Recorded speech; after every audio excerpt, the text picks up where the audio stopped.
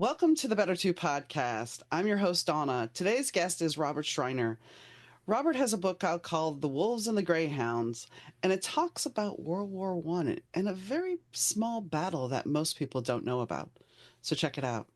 Hi, Robert. How are you doing today? Doing well, Donna. Thank you. Thank you for having me. You're welcome.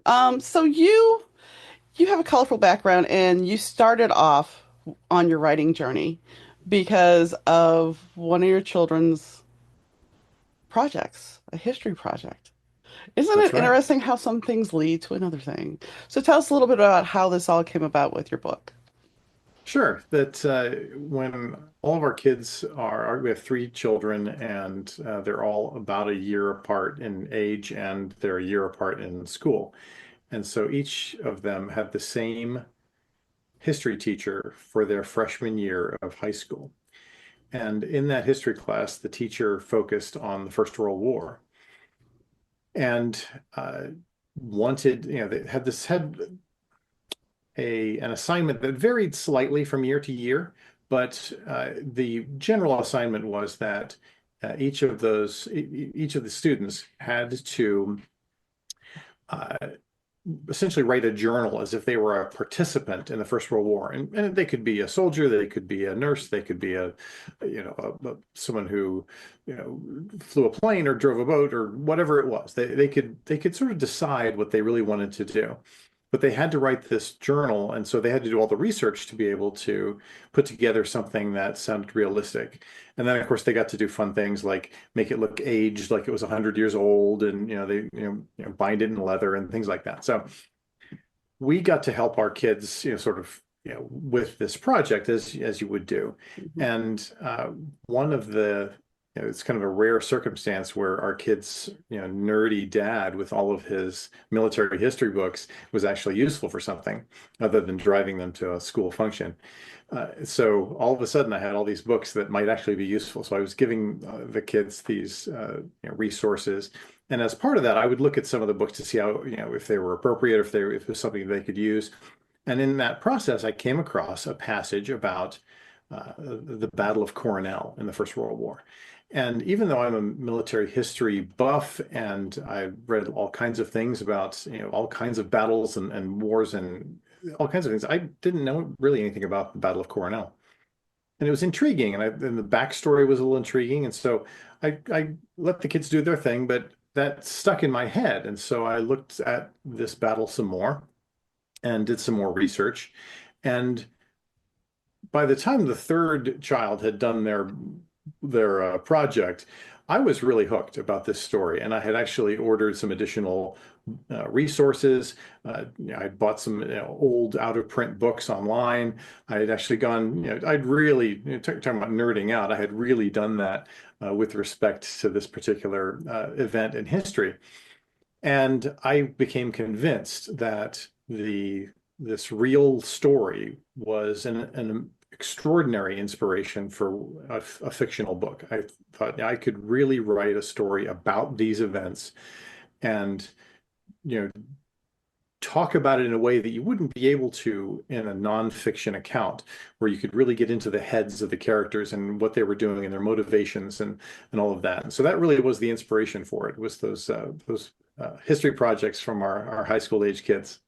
Well, and the funny thing is, you were talking about the fact that you had these books and you had, I don't know about you, but sometimes, yes, I amass books on subjects that I'm interested in that I never get to read. They're just there collecting dust. And it's like, oh, wait, I can go look at that. So it sounds like maybe that started, you were forced to look at books that maybe you hadn't totally visited or maybe you hadn't revisited in a while. That's right. No, there were definitely books that had been collecting dust for, a decade or two, that turned out to be useful not only for the kids, but for myself in my initial research. And then I ended up, as I said, I filled up almost a whole bookshelf worth of books as part of my research subsequently. The one shelf you cannot see that's behind me, because I write books that are set in the 80s and the 90s. And while the internet is a wonderful tool, and since you're writing something historic, you can find some information, but you can only go so far back. And like for me, certain places do not exist if they're not around in the 90s or 2000s. The internet doesn't even recognize that they were in existence. So I go buy old travel tour books, and yeah, I have books from 1985 and 82, and it's like, well, this is for my research. So I understand. Absolutely. And Yeah. yes, people can look at you like, why are you buying that? But, one man's trash is another man's treasure. Yeah, and as the research process itself was, it really then, when I really got serious about the research, it took about 3 years just of research before I even wrote the first word of the book. And as part of that process, I reached out, and there's where the internet was useful. I reached out to resources all over the world, and I was really humbled and impressed by the responses that I got from people who were really excited that I was working on this project, people who were historians themselves. I reached out to the Royal Naval College and the Hoover Institution at Stanford University, and places where some of these resources, some of these old books or journals or ship's logs or rosters of Wow. ship's crew had been sitting around, talking about collecting dust for nearly a century. And in some cases, nobody had requested this information. And the fact that they had it and that I was interested in it, I got such great assistance and support from people from, again, all over the world. I was able to get, articles written from German newspapers and things from Australian newspapers. All Wow. just it was a really extraordinary thing from these archives. And again, the help that I got from these people all over the world was really impressive and again humbling. And so, uh, and as it turned out, all those books that I had, accumulated, those were, written by historians themselves, many of whom, some of them had been in the Royal Navy, some of them had, were just, archivists, whatever it had been. And one of the really interesting things that I came across was that, and this wouldn't necessarily be a surprise, but as different people recounted the same event, those accounts were all a little bit different. And so the same event, as viewed by different people at the same time, maybe they were on a different ship or they were a participant in a different way, their account of it was, in some cases subtly different, some cases substantially different. And that part of it really solidified for me my desire to be able to tell this story from different perspectives. And so consequently, the book is actually told in sort of alternating chapters from the German perspective and the British perspective, the German perspective and the British perspective. And their take on it, as recounted in these historical resources, is in some cases very, very different. And again, not surprising, but it was really a fascinating part of the process. Well, in a romance world, we would call that a duet because you have the two POVs. And Right. I always find it very fascinating that when you can do that because you get a fuller picture there. You get a full background of, okay, I'm not just telling you the British version, I'm giving you also this. And so therefore, it's a more broad scoped, dynamic picture for the reader. And that can translate whether it's an audiobook or a film into a much bigger scope of things.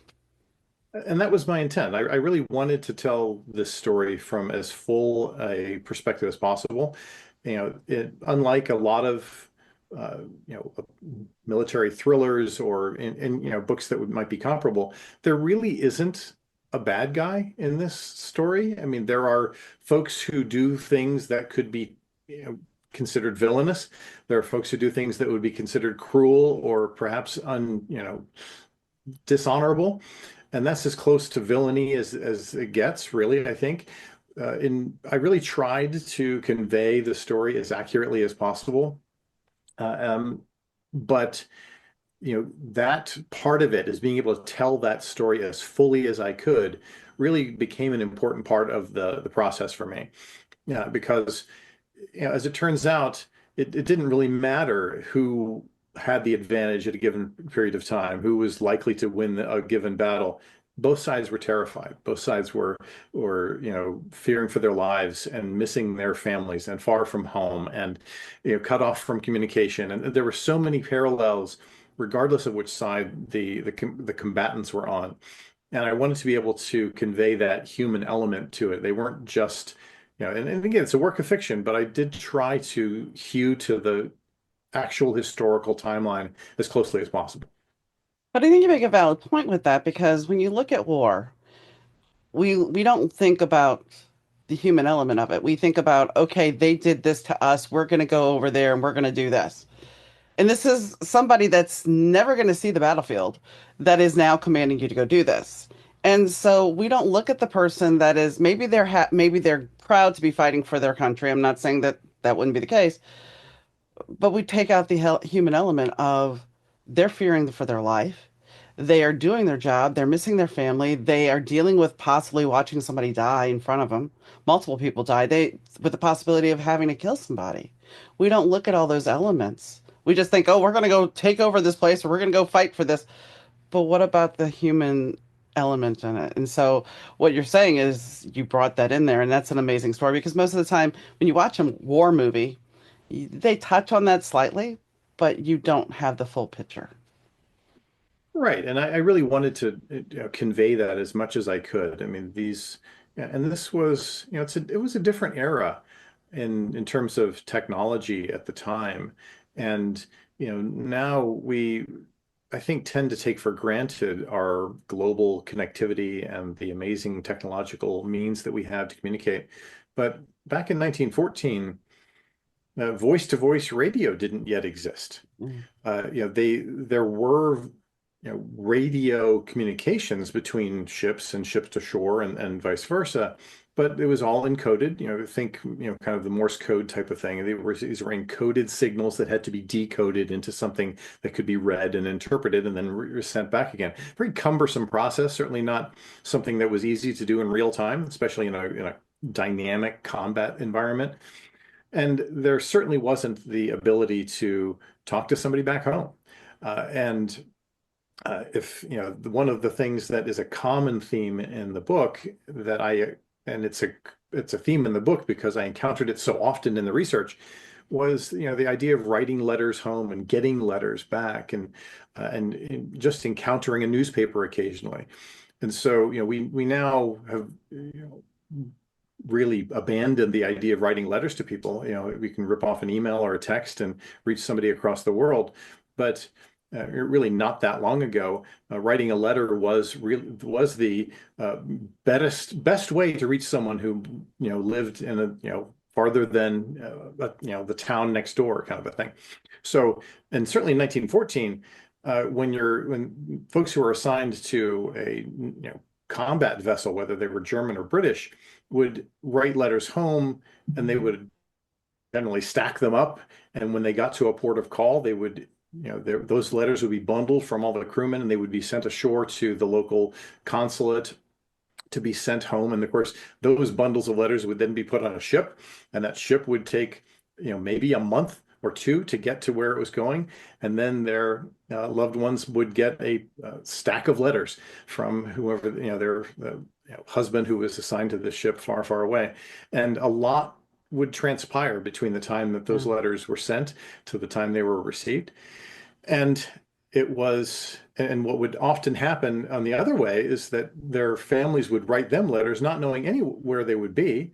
And so those letters would be bundled and sent to a particular port of call with the expectation that a ship might arrive. But if the ship didn't get to that port of call, then they might be sent again to some other place in the anticipation that it was, again, very cumbersome. And so the rare circumstances where sailors would actually get letters from their loved ones was an extraordinary event, and where they could actually see newspapers written in their language and hear what was going on, especially during wartime, where they weren't getting real time notifications of what was happening.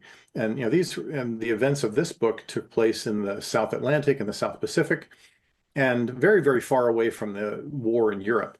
And so hearing about what was happening in Europe was a big deal, and they didn't get the chance to do that very often. No. And I mean, you're right. It wasn't that long ago because I moved across the state when I was in the 1980s. And I had friends down in New Orleans and I moved up to Shreveport and I couldn't call them. My mom, I mean, long distance back then, there was no way I was going to be able to call. So yeah, I had to write her a letter. I had to write my friends letters. And it was the way you communicated because long distance at the time wasn't cheap. Oh, no. So I mean, it's one of those things where it's like it wasn't that long ago. Although now it's like 50 years, it's 40 years since the 80s, something like that. So, yeah. Yeah, it's kind of frightening to hear it said like that, but yes, you're right. No, in fact, speaking of the 80s, I was in high school in the 80s, and uh, I the first high school that I went to, I was a foreign service brat, so I grew up overseas, and I went to my first 2 years of high school. I was in Bangkok, Thailand, and made a lot of friends there. And then my dad was reassigned back to the States, and I stayed in touch with my friends in Thailand, and the only real way to do that was by letter. And Hmm. what's funny is that some of those letters that, they're still around. And, either my friends have them or I have them. And to see these like 12-page letters that, you bundle in, of course, even international postage was expensive Oh, back yeah. Yeah, I had international pen then. pals. So you have this big, thick stack of, folded letters that, are going to cost you, a couple, $3 just to mail it to somebody and across the world. And that was, definitely a different world and than what we enjoy today and really do Oh, take yeah. for granted now. Well, the high, I had one British pen pal that actually sent me a cassette. So it was like that was the closest to high tech as you could get. It was an audio letter. So, but you had to have the cassette player to put that in there and listen to the letter. But yeah, I mean, now everything's so instantaneous where back then it's like you want to go by somebody's house. Well, hopefully they were there. If they didn't answer the phone, you drive by, maybe they're there, but otherwise, you're SOL. You're not going to find them. And I That's think that's something that we've kind of lost with the fact that we have technology because everything is so instantaneous now. Oh Even yeah, we and go ahead. no, I was just going to say that I found to be a very powerful theme in this story where, that sense of isolation and detachment from home, from loved ones, and even from, in this particular case, the command structure.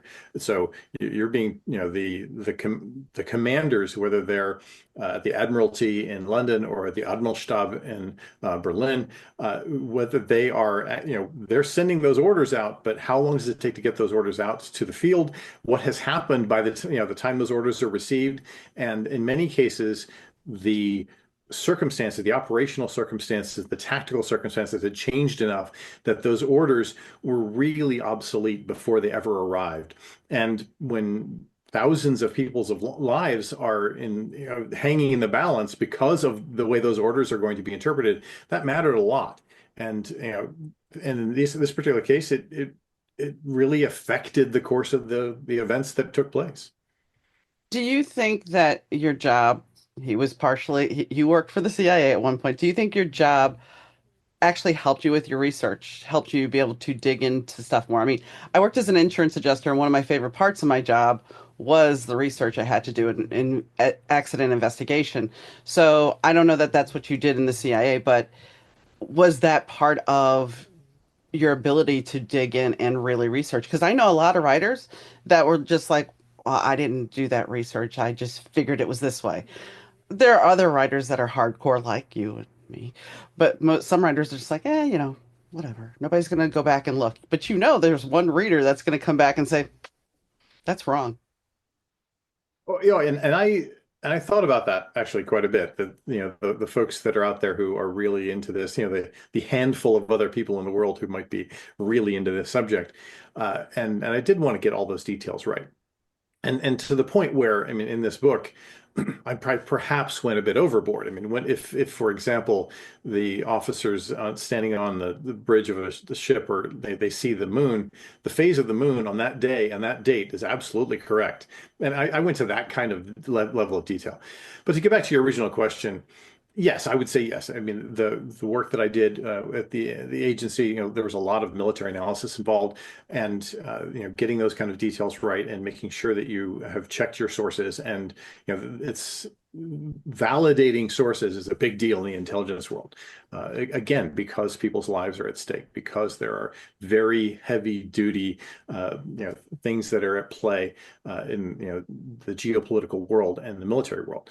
And so making sure that those details are right was a big part of it. And being able to structure my research in such a way that I could collate it and turn it into something that wasn't just a pile of data, that actually would reflect in a story that had, a human element and nuance and emotion and had some compelling interest to a reader. And so that was, I think it was instrumental actually in how in putting this together. So when you were younger, we'll go back to the high school thing. I understand you're military brat. Was it your desire to join the CIA? Was it like, I'm going to be a CIA agent?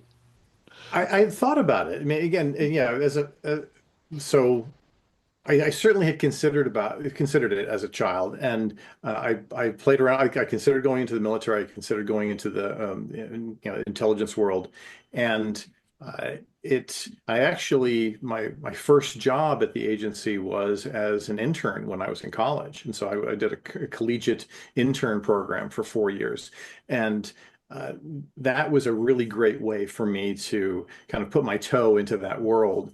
And then, when I graduated, I definitely was interested in that, so I became an intelligence officer right out of college. Did you ever think you were going to write a book? I've always been interested in writing, yes. And in fact, I had a few sort of attempts that didn't quite make it all the way. I've written lots of short stories and articles and something that you could possibly classify as a novella. So I had certainly worked on things like that, and nothing quite to the grand scale of this book, but I had always wanted to, and this was uh, that sort of light bulb moment where, hey, this is it. This is going to be the first real book, and so I had always wanted to do that for sure. I kind of think with the fact that, I mean, granted, yes, they all had the same teacher, but I think that it was being sometimes, I guess, when I look at life, sometimes things are consistently presented to us over and over and over again. And we're like, nah, I don't, no, I'm not, no, it's not. And yet, finally, it's like after the light bulb moment, you go, oh, okay, maybe I'm supposed to be doing this. Did that ever occur to you that the first time when you sat down with your teen, oh, maybe I should be, this is interesting, but I mean, was it that moment or did it take the repetitive nature of this to really go, there's a story here? It was a fair amount of repetitive, kind of recurring, coming back to this story because it definitely caught my attention. Partly, I mean, as I said initially, because I was surprisingly unaware of this battle and because I knew a fair amount about the First World War, but when people think about the First World War, they don't really think about naval combat. It isn't like the Second World War where people are very well aware of things that were related to naval combat, Pearl Harbor and Midway and Okinawa and Iwo Jima, and the U-boat attacks on Atlantic shipping, and that was a massive part of the Second World War. But in the First World War, not so much. And so most of the stories that have been told, either in books or movies, television shows about the First World War focus on either the Eastern or the Western Front and the grind that was the infantry action and the artillery and all that stuff. So I knew quite a bit about that, but I really didn't know much about the First World War naval action. So when it really kind of gnawed at me that this was such an interesting story, that how did I not know about this really interesting story? And when I kept coming back around to it, and so the more read about it, the more I became pulled in, and the more I reached out and tried to learn more about it, and then I was hooked. At that point, it's okay, I need to know as much about this as possible. And that was the next thing. If I'm going to write a book about something, the adage that you should write what you know. Well, I was not a First World War naval officer. And so if I'm going to write what I know, I really need to know this. I need to become an expert in this subject. And that was the next step, is that's why it took me several years to really dig into the data, understand it as fully as possible, everything from the technology at the time to the politics of the time to the uniforms that people wore to I mean, even the vernacular and some of the speech that people would use. I really tried to understand it as much as I could so that I could be as fluent as possible when then telling this story. That's the thing. That adage of write what you know. My first book is written about it's written from the perspective of a guy who's having a midlife crisis, who's a rock star, who is a drug addict and a sex addict and all this other stuff. Do I know anything about any of that as far as personal experience? No, because I'm not a guy. So, but I've written it and people have been like, well, it sounds just like a guy who was going through all that. Okay, then I did my job. So I think that adage sometimes gets in our way because, you know, you're supposed to know these things. Okay, as long as you've done your research, great. And yes, I've known some people that would fit that bill, so I could take their story. But the rule of acting is you have to live in the moment. So if you've done your research, you're capable of living in that moment of that person. You're capable of putting yourself in that moment of, I am away from my family. I am in the middle of this place. What am I going to do? So in a way, writing and acting very much can go hand in hand if you allow yourself to step into that moment and really Oh, I feel. agree. I agree completely. I mean, Tolkien was not an elf, No. right? I mean, so, yes, you absolutely can. I wanted to make sure, though, that I could be as authentic as possible when in writing this, and even that, there are definitely stretches that you have to make as a writer, as an author, as an artist, where you you have to assume what would a person in this circumstance do if you don't otherwise know what they would do, literally. And so you have to make that assumption. And then you also have to consider the narrative arc of the story. It has to be compelling. It has to, you're building to a climax. You're building, tension. You're, trying to build, take the reader along with you on this journey. And all of those things really demand a certain artistic license with what's going on, so that you can, again, build that tension or create this conflict or whatever it might be that otherwise might just remain static on the page, and you don't want that to happen. No. So what did your kids say about you writing this book? They were, what was funny is that they knew I was researching it, and they had seen, the evidence of it, and there were times where this book was in like giant binders of actual printed pages, and those were sitting around, and they had actually seen bits and pieces of it over the couple of years. And then it sort of went, I think for them, it sort of went dark and went silent. I was finishing it and revising it, and then, querying agents and doing all kinds of things that have nothing to do with, writing a book. Um, and when I finally published it, I think they were all like, well, really? Wow. It's happening. They kind of came back around again, and they were all pretty excited. And so they all have since read it anew. And I think they all were pretty amused that their high school project years ago was this, catalyst for this book. Well, it's a pretty cool state. I mean, a pretty cool thing when they can look back and say, "Yeah, I helped Dad write that book. It's Exactly. because of me."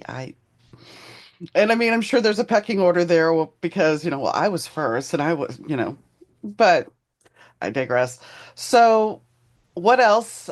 I had read that you like to cook. Is this correct? That you liked cooking?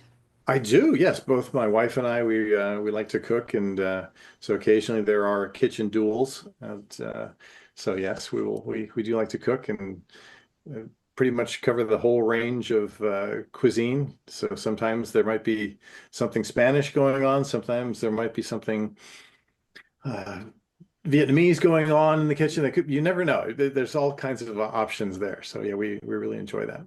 So, being a military brat, where all did you live? Our my dad's, and it was actually technically a foreign service brat. So my Okay. dad was assigned to the embassies, and he also worked in the intelligence world and in fact, my parents had met there. That's where they both met. They were both in the intelligence field. But the first of the assignments was in Vienna, Austria, and I was very young at the time. I was only a few years old, but I went to an Austrian kindergarten, learned German, spoke German.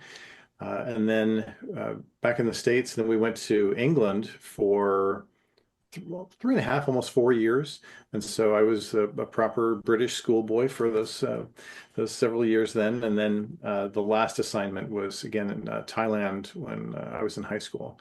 And then after that, I came back, finished high school, went off to college, and then I was no longer traveling with my parents. But so it was a fascinating childhood. So I got the my love of military history really was born from, my traipsing around castles in, England and Germany and Spain and Italy and places as a little kid, and just, imagining myself in, the people's shoes who would have lived or fought or died there thousands of years before. So that was really the kind of what put the military history bug into me as, a young child.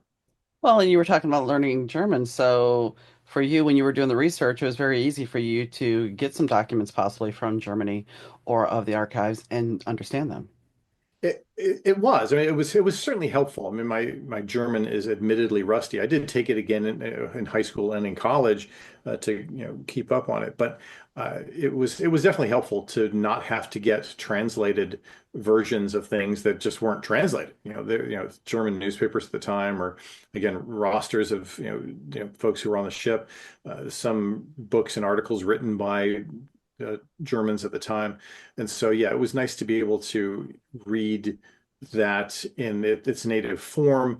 Now, admittedly, technical German and conversational German are a little different. I mean, there are, German is a sort of a difficult language in that sense because there are very specific words technically in German for specific things, especially when you're talking about naval terminology and things like that.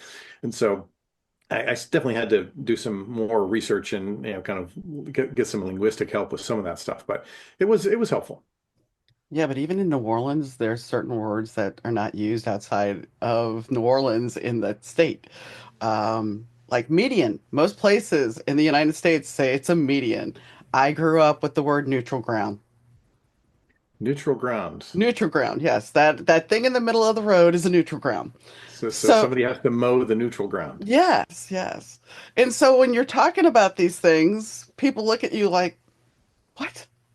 Yeah, there was, and also my grandfather worked on the railroad at one point. My great grandfather and my grandfather did too. So, a grip was a suitcase. And, it's not, but yeah. So even in America, we still have that, let's have conversational. And then also in New Orleans, south of New Orleans, you have the Cajun French, which is a whole nother dialect in itself Right. that I'm not even going to go into because I don't really know it. But yeah, good luck figuring that one out. So I think that's one thing we don't really think about, that there's so many different dialects here in this country that even though English is English, it doesn't always Oh, flow so well.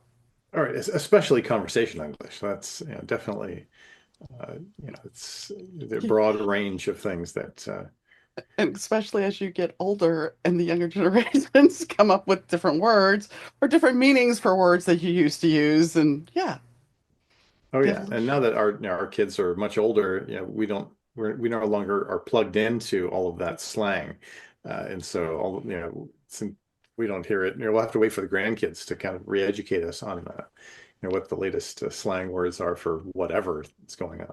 good luck with that.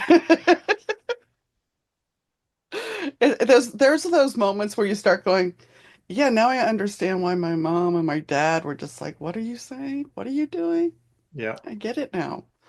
Um, so what are your plans? Are you writing a follow-up to this, or are you going to write another book? I mean, I understand that this was one event that happened, but has this given you the opportunity to say, since I did this, I can research another battle that maybe wasn't noticed, or another situation, or take what I've learned and create a spy book? I mean, do you have any plans to continue writing? I do. And so the events that are chronicled, as you say, in the Wolves and the Greyhounds, there were several battles that occurred, you know, at that period of time, sort of mid to late 1914. There is another book that's sort of a sister story to this that I have outlined and may become a book at some point. And I also have another book in work that is a more modern thriller that has echoes of military history. And so I'm working on both things sort of simultaneously. Partly it's a matter of how how much interest is there in World War I naval action, that kind of thing, Mhm. even as a fictional book, versus something that might be a bit more modern. So I've got a number of ideas in my head now. They're all just kind of bursting, trying to get out, and I need to channel that energy in something that's productive. So yeah, I've got a couple things in work, and I enjoy writing so much. It's such a fulfilling process, and it's a fascinating thing and something that, I'm sure that you as a writer can understand this, but a lot of people who haven't actually written a book, especially a fiction book, wouldn't really understand. And it sounds absurd on its face, is that as a writer, a lot of times the story surprises you as the author and where it's going to go and what's happening as much as it might the reader. And that for me was one of the most fascinating revelations, was the fact that this story is going to go in a direction, even in this particular case, where the whole thing is framed around historical events. And so there's definitely a structure that it has to fit into. But even within that, there were places where I had no idea this book was going to go. And as I was writing it, that was happening. And that was so much fun to be able to have the story take me, the author, in a place where I wasn't expecting it to be. And again, that I think to someone who hasn't written a book, that might sound absurd, but it truly is. It's a real thing.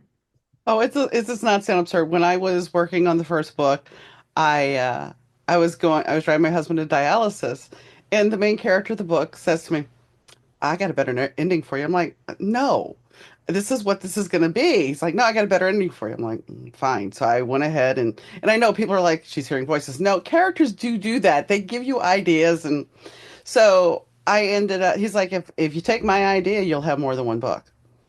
I'm like, fine. So I rewrote the ending and I was like, yeah, okay, I see where you're going. So I totally understand because at the time, yeah, I had this is the way it's going to end. This is it. I have the alternate ending somewhere on my computer, but yeah, it was just like, no, you need to do it this way. And Right. so no matter, I was going to ask you your opinion or a plotter. I plot things, but I will tell you that they will run amok and we're going this way. We're not going where you want it to go. And I think there's a genuine experience in that because you're allowing your creativity to flow. You're not putting these roadblocks up that say you have to write this. And the problem when you start sticking so much to the roadblocks is writer's block. You can't go any further. And sometimes even if a scene is presented to you that you feel wholeheartedly is okay, and something else, they give you something else. As long as you write that out and get it out on paper, it allows that to go away and you can go back to your original thing.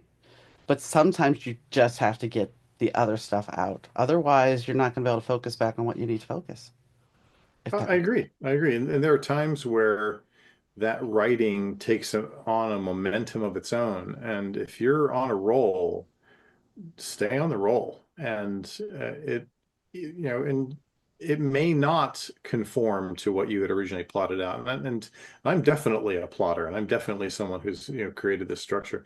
But there were plenty of times where something, was very clearly a creative, you know, dam break that created this sort of extraordinary flow of creativity and ideas, and it was worth going down that path. Now, going back and editing and rewriting, there may be some of that might be okay. I went a little too far with this, and there are certainly times where I looked at this story and said, okay, I'm not telling the time, I'm showing how the watch works. And I really need to kind of bring that down a little bit. And, but at the time that you're writing, I think it's definitely worth going with that flow and seeing where that story takes you. And as a writer, that was always a really pleasant surprise to be swept away by my own story. Oh yeah. I mean, I went 2 months without writing and then I started working on character Bibles, which is back to the research thing. And suddenly one of these characters that was a minor character in my second book is like, I want to tell a story this way. And I'm like, you're not supposed to be, you were just this little minor character. You don't have a voice. I let him play and I wrote 82,000 words, you know? So that's basically a novel. Will that novel ever see the light of day? No. but it got me writing. And Yeah. I will take some of the ideas from it, but that's the thing. Sometimes I just let it out because otherwise they're going to keep interfering, Yep, I agree. which sounds crazy, I know, but to writers, it normally isn't. So, what else do you like to do for fun besides write and cook? I like woodworking, so whether it's building furniture or remodeling things, building out a workshop in the barn on our property, which is fun. So definitely like to do that. As you mentioned before, we like to cook, we like to travel. So all those things are keep me interested in the world, and that's it's always a lot of fun. If you could go on a dream vacation, what would it be? That'd be I'd actually probably be a long list. There's so many places. Even though I've traveled a lot of the world, there's so many places I haven't been, and so it's a pretty long list. That the for example, one of those daughters who was in high school and who helped, as the catalyst for this book, just got married this past year, and we went to India for her wedding. And so Wow. that was a one of those bucket list things. Going to India, we hadn't been. But there's a lot of places in the world that I would love to travel to, and places I'd like to go back to also. I mean, there are places that I visited as a child that I probably couldn't appreciate quite the same way that I would appreciate them now. And it would be fun to go back to Carcassonne or Stonehenge or some of these places that I saw when I was a child. So, I had a guest recently that had written a book about her father's experience in World War II. And she went back to Serbia, where her father was from. mm, And he still remember, and he's like in his 80s now. And he remembered where he was when he was a 7-year-old boy. He could still walk those streets and still know things and know places because a lot hadn't really changed. So it was an interesting interview. And I think if you go back to those places, yeah, you have the perspective. What's amazing is because when I'm from New Orleans, but I went back after Katrina and I hadn't really been to my old neighborhood in forever. And so I went down there and it was just kind of like everything seems so much smaller now. yeah. So I'm sure if you went to Stonehenge, even though it's huge, I'm still, from the child's perspective to the adult perspective, I'd be like, well, this isn't any big deal. I mean, I know, and then the fact, and there is actually a road that runs right by Stonehenge that, as a child, wouldn't have bothered me. As an adult, I'd probably be like, "Why is that road so close to this amazing, wonder of the world?" So, it is kind of questionable. Why is it? right, It right. looks like just somebody could come in and create chaos. So is there anything that we did not talk about that you would like to add? Well, I really appreciate the chat. This has been fun. I appreciate the opportunity to talk with you and talk about the book, and it's been a lot of fun. Okay, thanks for coming on.